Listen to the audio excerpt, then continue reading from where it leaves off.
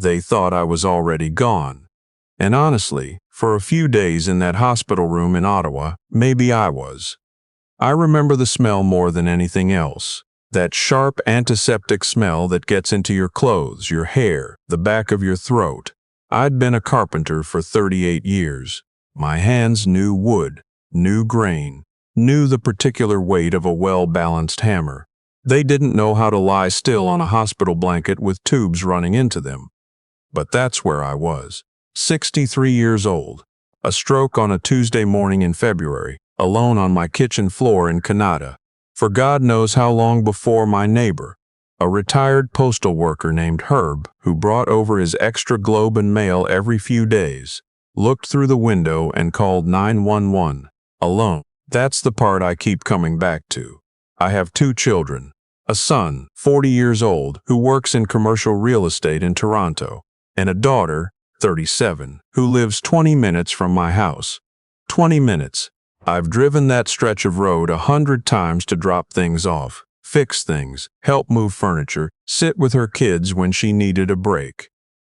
20 minutes. Neither of them came for 3 days. Let me back up, because if I just tell you that part, you'll think I'm leaving something out. That surely there's context, surely there's a reason. And I've asked myself that question every single night since February. I've turned it over the way you turn a piece of wood over in your hands, looking for the crack, the knot, the place where it gave way.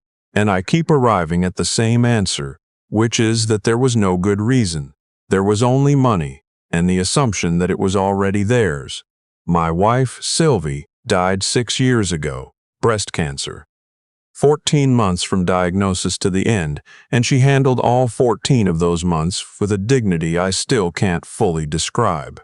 She was the kind of woman who apologized to the nurses for taking up their time. We were married 31 years. I don't think I fully understood what my life looked like with her in it until she was gone. After she passed, I went back to work. What else do you do? I had the business, small custom cabinet shop, 4 employees, mostly residential work, some commercial. I had the house on Stoneway Drive that we'd bought in 1997 and paid off 12 years later. I had her RRSP that folded into my estate, and I had my own savings, and I had the business which I'd been building for 22 years. Altogether, my accountant told me I was sitting on something close to $900,000 in assets, not counting the business itself, which he valued conservatively at another $400,000. I made the mistake of telling my son at Christmas dinner 4 years ago. Not boasting, answering a direct question. He'd asked about my retirement plans, and I'd answered honestly, the way I always did with my kids, because I believed that's what you did. You were straight with your family. He smiled and said, "That's great, Dad. You've worked hard for that." And I thought we were having a real conversation. I didn't understand, not then, that I had just handed him a number, a figure to organize his expectations around. After Sylvie died, things shifted slowly. So slowly I almost didn't notice. My son started calling more often, which I took as grief, as closeness, as him finally growing up a little. He'd ask about the business, about the shop, whether I was thinking of selling. My daughter started coming by more, which I was grateful for because I was lonely, genuinely lonely, in that house.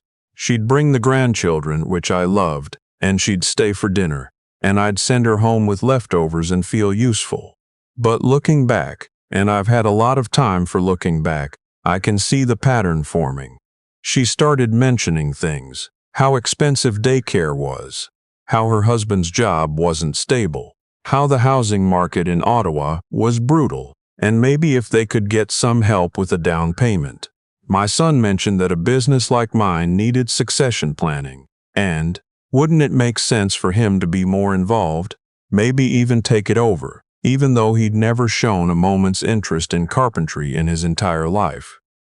I deflected. Not because I was being calculating, but because I genuinely wasn't sure what I wanted to do, and I didn't want to make decisions while I was still grieving. I told them both, more than once, that they were in my will and that I'd take care of them and that they didn't need to worry. That was my error. not the money, the reassurance. I told them not to worry, and so they stopped worrying and started waiting. The Tuesday of my stroke was a gray morning. I'd been meaning to drive into the shop to check on a custom kitchen order we had going in for a house in Rockcliffe Park. I'd made my coffee, stood up from the kitchen table, and that was it. The floor came up at me. I don't remember hitting it. I remember a sound, and then I remember the hospital. The paramedics said I was lucky. Herb had seen me through the window around 9 in the morning. They estimated I'd been down for maybe 2 hours. A little longer, they said, and things would have gone very differently. My son was called first. He lives in Toronto, a 4.5-hour drive, I know. I've done it. But there are flights every hour. He texted me, which I didn't see because I was unconscious. He texted my daughter to say he'd been notified and was keeping an eye on things. My daughter was called at 8:47 in the morning.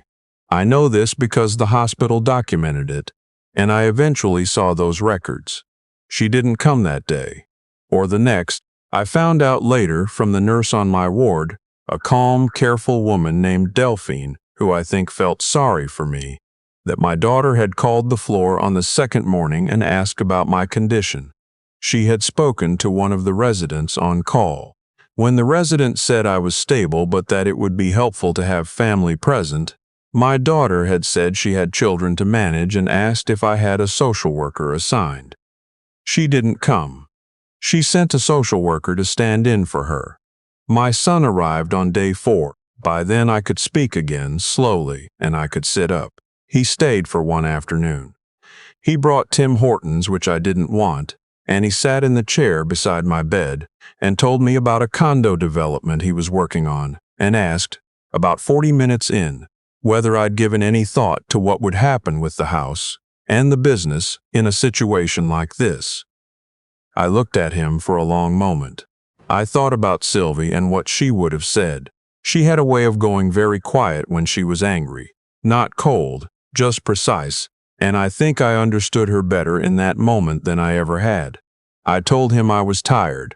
He left by 4 o'clock to beat the highway traffic. My daughter came on day 5. She stayed longer, almost 2 hours, and she cried, which I found harder to be around than my son's efficiency, because the crying felt like it was asking something from me while I was lying there with a blood pressure cuff on my arm. She said she was sorry she hadn't come sooner. She said it had been a really hard week. I nodded. I looked at the window. The sky over the hospital was the color of old concrete. Before she left, she mentioned, carefully, like she was placing something fragile on a table, that she and her husband had found a house they were hoping to buy, and that the market moved so fast, and if I was thinking about updating my will, she wanted me to know she'd always imagined the Stoneway Drive house would stay in the family. I thanked her for coming. After she left, I lay in the dark for a long time. Herb came to visit the next morning, bringing a paperback mystery novel and a bag of those wrapped hard candies from the pharmacy. He sat with me for 3 hours. He didn't ask about my assets once. I was in the hospital for 11 days in total. During that time, my son called 4 times, briefly. My daughter visited once more on day 9, again asking about the house, this time more directly. She wanted to know if I'd spoken to my lawyer. Herb came every single day. On day 8, I asked Delphine if there was a way to reach a notary who could come to me. She gave me a number without hesitation, as though she'd been expecting the question. I called that evening. A legal notary in Ontario can absolutely come to a patient in hospital, provided the patient is of sound mind and not under duress, and I was, very carefully, of sound mind. I'd had 11 years of conversations with my lawyer, a steady, methodical man who had drawn up our original wills with Sylvie and who knew exactly where everything stood. I called him first. He came the following afternoon. We talked for 2 hours. Then, quietly, methodically, like a man rehanging a door that had been put on crooked years ago, I changed everything. The house on Stoneway Drive. I arranged it to be sold, with proceeds going to a trust administered by my lawyer and a financial advisor who had managed Sylvie's estate. The trust would fund a small bursary at the college where I'd taken my cabinet-making apprenticeship, Algonquin College, where I'd learned what I knew at 22 years old, working with my hands in a shop that smelled like sawdust and linseed oil. The business. I spoke with my shop foreman, a quiet man named Vince who had been with me for 14 years, and who had come to the hospital on day 2 with soup from a Portuguese place on Merivale Road that we both liked. Vince would have the option to buy the business at a price his own accountant confirmed was fair. With financing, I'd carry myself over 5 years. The savings and registered accounts, a significant portion to a palliative care foundation in Sylvie's name. The rest, a smaller amount but not nothing, divided between my 2 children, with conditions. I didn't tell anyone. I signed what needed to be signed. My lawyer left. I ate the hospital dinner that night, something with rice and peas that had been sitting under a heat lamp too long, and I felt, for the first time since February, like I could take a full breath. I went home on day 11. Herb drove me. My daughter had offered, then called that morning to say she couldn't manage it after all. Something about a school pickup. My son sent a text saying he was glad I was doing better and he'd come visit soon. Herb helped me up the front steps, made sure the heat was on, checked the fridge, and stayed for tea. We talked about a mystery novel he was reading, about the Ottawa weather, about whether the senator season was going to amount to anything. He didn't stay too long. He knew I needed to sleep. Over the next several weeks, I recovered quietly. Speech therapy twice a week at a clinic on Carling. A physiotherapist who came to the house on Tuesdays. I relearned the things you don't realize are skills until you have to relearn them. The particular coordination it takes to button a shirt, to carry a full mug of coffee without sloshing it, to read a paragraph and hold it in your mind. I went back to the shop part-time after 6 weeks, not because I had to, but because I needed something to do with my hands. Vince had kept everything running without a word of complaint. My children called regularly now. More than they had before the stroke, more than they had in the 2 years prior. My son suggested we have dinner when he was in Ottawa the following month. My daughter started stopping by again, bringing the grandchildren, asking if I needed anything. It felt, on the surface, like what family is supposed to look like. I let it. I didn't tell them about the changes. I didn't plan any dramatic revelation. I was 63 years old, and I had just spent 11 days in a hospital with tubes in my arm, and not one member of my immediate family thought it was worth getting in a car. I didn't have the energy for confrontation. I had the energy for recovery, and for being careful, and for drinking my coffee in the morning, and watching the light change over the backyard and being quietly, persistently glad to still be here. The letter arrived in my son's email in late April. He had listed himself as a secondary contact on my accounts years ago. I'd allowed it for convenience, for emergencies, and my lawyer had updated the relevant institutions. My son didn't call me. He drove to Ottawa the next morning. My daughter arrived an hour after him. I didn't know until later that he'd called her on the way.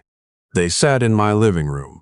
My living room with the refinished floors I'd done myself in 2009, and the bookshelves I'd built for Sylvie the year we moved in, and the framed photo of the 4 of us from a camping trip in Algonquin when the kids were 8 and 5, squinting into the August sun. They sat there, and they looked at me the way I had never seen my children look at me. My son said he needed to understand what had happened. His voice was measured in the way that means something is working very hard not to be unmeasured. My daughter said she felt blindsided. She said she thought we had an understanding. I thought about the understanding I'd had. That they were my children. That they loved me. That when I was lying on my kitchen floor in February, a phone call would have been the least of what they'd offer. I thought about Delphine handing me the notary's number. I thought about Vince and the soup from the Portuguese place. I thought about Herb, who asked me nothing, who came every day, who drove me home. I said, "I love you both. I have always loved you both." That hasn't changed and it won't. Then I said, I almost died in February, and I lay in that hospital for 11 days, and I had a lot of time to think about what I'd built and what I wanted it to mean and who I was building it for. And I realized I hadn't been asking the right questions. My son started to say something about legal options. I held up my hand, the same hand that had built bookshelves and kitchen cabinets and a crib for his sister's first baby. He went quiet. I told them that the will was legal, properly notarized, witnessed, and filed. I told them that they were not excluded. They each had something, a portion, because they were my children and because I believe in that. But that the structure had changed and it was not going to change back.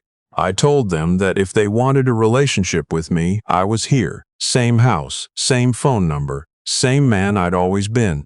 But the relationship would have to be what it actually was, not what was convenient to pretend. My daughter cried again. This time I didn't find it hard. I found it honest. My son left after an hour. My daughter stayed a little longer. Before she went, she said something I didn't expect. She said she knew she hadn't come fast enough, and she didn't have a good excuse. And she was sorry. Just that. It's not sorry about the money, not sorry about the misunderstanding. Sorry for February. I looked at her for a long moment, the way you look at a piece of wood before you decide whether it's worth the work to restore it. I said I appreciated that. I meant it. I told her the door was open. She left, and the house went quiet. I made tea and sat at the kitchen table, the same table I'd been sitting at in February when everything went sideways, and I looked out at the backyard. The maple Sylvie had planted the year we moved in was just starting to come back. Little green at the tips of the branches, the kind you almost miss if you're not paying attention. I thought about what I'd built over 63 years, the business, the house, the marriage, the family, how much of it had held, how much of it had turned out to be something different than I thought. How you can pour 30 years into something and still not fully understand its shape until you're looking at it from a hospital bed. The next morning, Herb came by with the paper and a coffee from the Tim Hortons on Hazeldine Road. We sat on the back steps in the early May sun, which was finally doing something useful, and he told me about a project he was thinking about. Wanted to build a small raised garden bed in his backyard, wasn't sure about the lumber. I told him I had some cedar offcuts at the shop. Good stuff, no knots. I said I'd bring them over the weekend. He said that sounded just fine. We sat there for a while, not talking, and the maple tree did what maple trees do in May in Ottawa, which is look like they're deciding whether to trust the season. I decided to trust it too.